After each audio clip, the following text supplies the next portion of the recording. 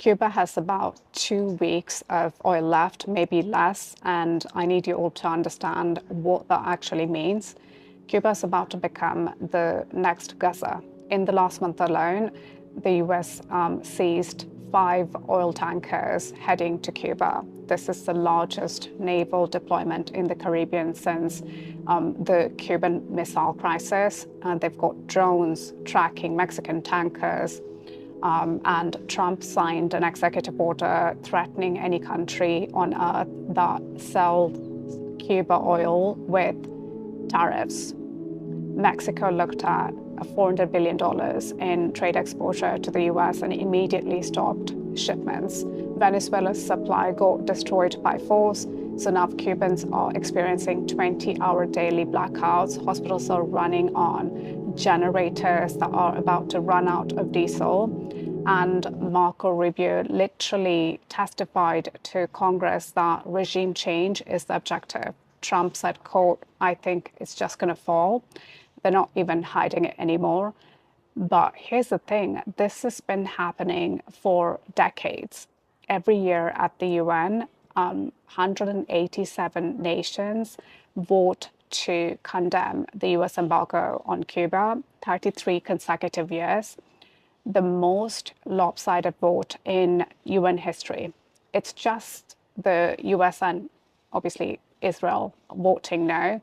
And every single year, every country that votes against the embargo lets their banks enforce it anyway. Why? Because 88% of all global foreign exchange transactions touch the US dollar, because one country controls the pipes through which the world's money moves. And the US has fined foreign banks, BNP Paribas, HSBC, Societe Generale, banks from countries that oppose the embargo, over $13 billion in fines for processing Cuba-related payments.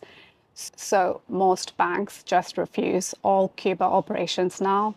69% of necessary medicines are unavailable in Cuba, not scarce or not expensive, literally banned from entering the country. This is the same Cuban government that offered to send 1,500 doctors to help Americans after Hurricane Katrina. The Bush administration said no. During COVID, Cuba exported doctors across Latin America, whilst richer nations hoarded vaccines. They're literally renowned worldwide for training medical personnel and sending them to places like Palestine. Cuba has literacy rates that shame the US, and that's why the US would rather see Cuba become a concentration camp than succeed, because if Cuba thrives, it proves there is an alternative, that capitalism and imperialism and endless exploitation aren't inevitable. The Cuban government is now calling this what it is, a genocidal blockade.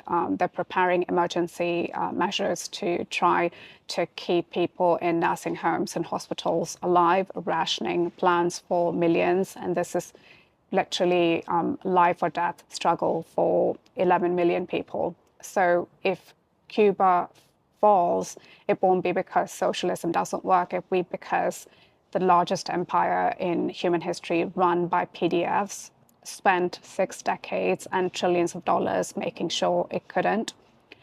Remember that when you see the headlines about failed states and economic collapse. This siege is the story. Everything else is just the obituary they are writing in advance.